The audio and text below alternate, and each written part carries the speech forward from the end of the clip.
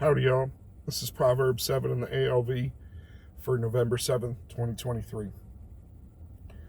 My son, keep my words, lay up my commandments with you. Keep my commandments and live, and law is the apple of your eye. Bind them upon your fingers, write them upon the tablet of your heart. Say to wisdom, you are my sister, and call understanding your kinswoman, that they may keep you from the strange woman, from the foreigner who makes smooth her words. For at the window of my house I looked forth through my lattice, and I beheld among the simple ones. I discerned among the youths a young man lacking sense, passing through the street near her corner, and he went the way to her house. In the twilight, in the evening of the day, in the pupil of the night, and in darkness. And behold, there a woman met him, with the attire of a whore and wily of heart.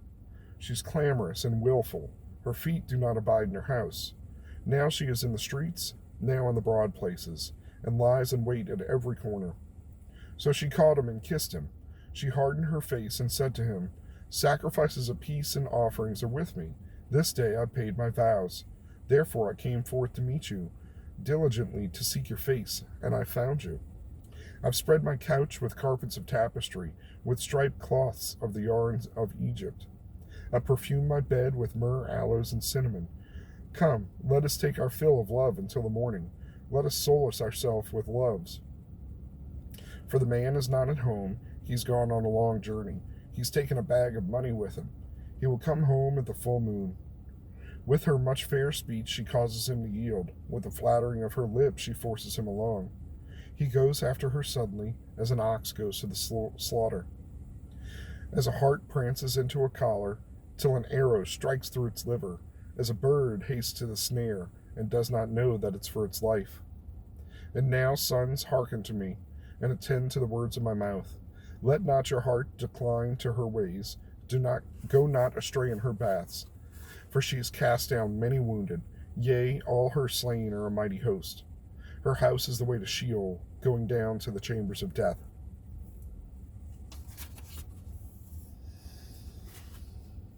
So, it's morning, and I was beat last night, but I did go out to record. Went to do that and realized that I had recorded 2 or 3 episodes and not transferred them among all the other videos and pictures I take on my phone. So I was not able to do it. So not thrilled about that. I don't like not being able to record on the time that it's supposed to be done. But here we are, up super early, completing a catering order. Just did that, and now gonna go home and make some coffee. I guess make some breakfast for the kiddos, and then off to my next 2 deliveries.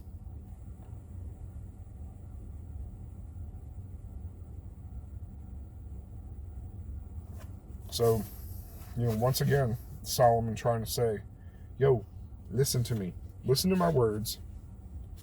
Write them on your heart. Keep them around your neck. Bind them on your fingers, just like when we tie a string. Like, oh yeah, that's what I was supposed to remember. Wisdom and understanding. Treat them like your family members and keep them close. This story, I always wonder, is this a literal story? Is Solomon really watching the neighbors through his lattice? And probably. He's the king and it's his business, right?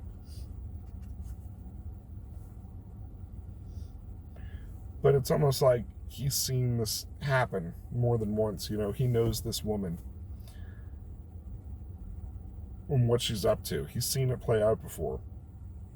It would have been nice if we would have gotten hey, there was this one guy, and this is how he answered her and got away from her.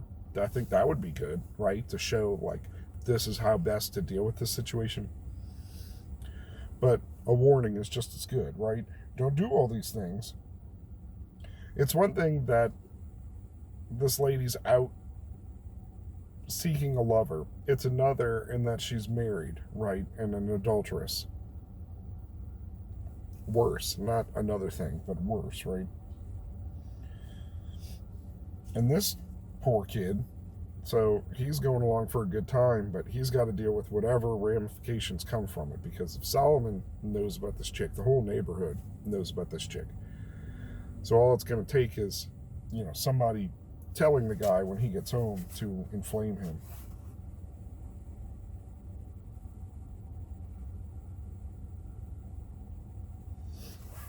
And the way that it puts it, right? Like an ox to the slaughter, a hart prancing to a collar, or a bird hastes to the snare. They see something good. They don't see the danger. They only see what they might get. But then suddenly, arrow to the liver, right? Or slaughter.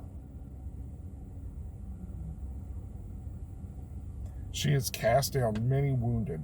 All her slain are a mighty host. Her house is the way to Sheol, going down to the chambers of death. Is this like she's slain them spiritually, right?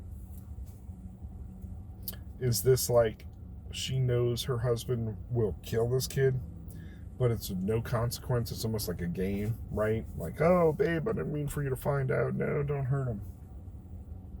It's an odd way to put it. But, I mean, over and over, we're warned, like the immoral and the adultery, they don't come back. They go down to death, and they're not repentant. So I would assume likely it's keeping with that language. All right. I need to go charge this puppy because it's not going to make it. I need to charge myself up with some coffee because I ain't going to make it. Beat. I didn't go out to stay out and drive last night because it's like if it's slow, my sleep and my relaxation is worth a little bit more than a couple dollars. Plus, knowing I gotta get up before the sunrise this morning to be out the door and do this delivery. Choices. I wish I had more to say on this topic. I don't at the moment. Except to say, setting up your bed, all the good cloth, tapestries, all the perfume. What does that say? Like, should we be doing that in our marriage beds? Is this something we should be expecting our wives to do for us? I know just saying that, I could trigger somebody. Oh my God, guys should do it for their wives. Look, man, I'm going with the context of the story. The woman does it in this case, and it ain't for her husband. Maybe her husband enjoys that, but clearly she has set it up for success, knowing she's after company for the night, right?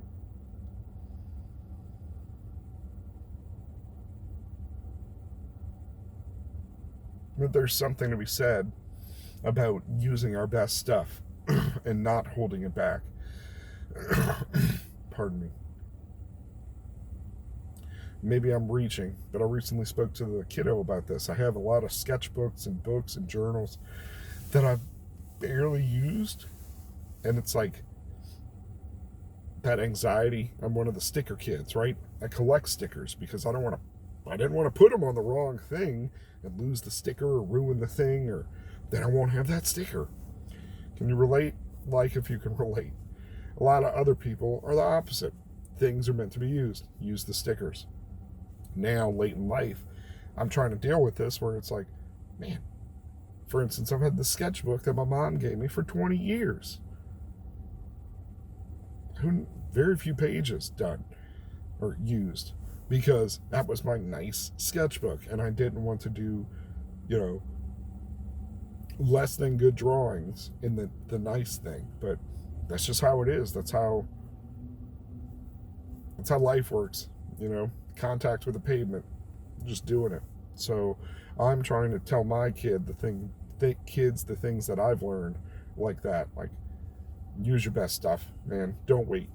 You only got one go around in life and you don't know how or when it's going to end. So enjoy your life. Enjoy your things.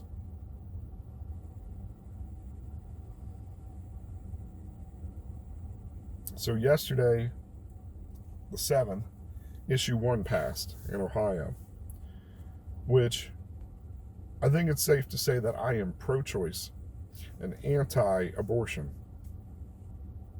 And they say, what? Look, God gave us free will. I'm no one to take it from you. I have a preference. I would prefer you don't abort a baby. I would prefer a pro-life position. But what I am against is abortion on demand. Late-term abortion, easy abortions. And I say that I'm pro-choice. I'm totally pro-choice. Women's choice, pro-choice, all that stuff. However, I don't mean simply the right to end a pregnancy.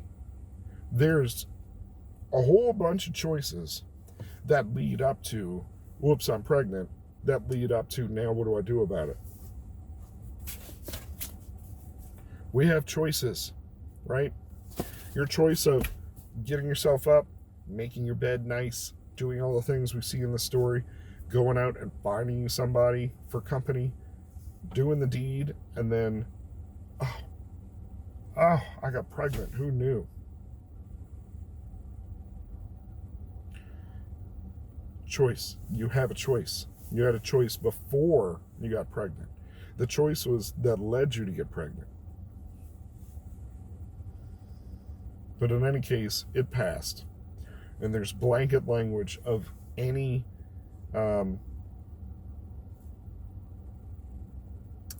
sexual health care and things like that. So you can bet that now we're going to start seeing a lot more of the transgender nonsense in Ohio, because now the language is going to be challenged. It's very open and broad in such a way that kids are going to be able to make choices for themselves without the parents, both on birth control, abortion, sex changes, whatever, transitions, whatever you want to call it. They can now just decide for themselves. So I know a lot of people in the house church and church are upset, but we don't get our way here. All we can do is be a light and encourage people to make better choices. It's funny though, because the same people that want special treatment and accommodations and all that, they don't seem to understand what a democracy or a republic, a democratic republic, operates as. It's majority rule. So if you don't like the answer that you got from the majority, well, suck it up, buttercup. But instead, we're all about catering to these uber tiny, less than 1% groups. It's not the way. All right, I need some coffee in me, and I'll revisit for the 8th here in a little bit. Sorry for the late upload. I really got to get some kind of space at the house to do this, but oh man, I sent my buddy something yesterday, and it's like, why don't we talk on the phone anymore? It's my toddler the minute that I get on the phone. And if you've seen the Indian meme, it's like the guy with the watermelon screaming and a guy banging his head with a pot, like total chaos. So I really do. I try to film these during the day at the house occasionally, and I'll try to do it in the car during the day with the kids. Doesn't always work for me. So if you watch this, please be in prayer with me as I continue to pray over what I am to do over the coming months, how I operate with this channel, what its purpose is, and that's pretty much it. Go with God. Be blessed.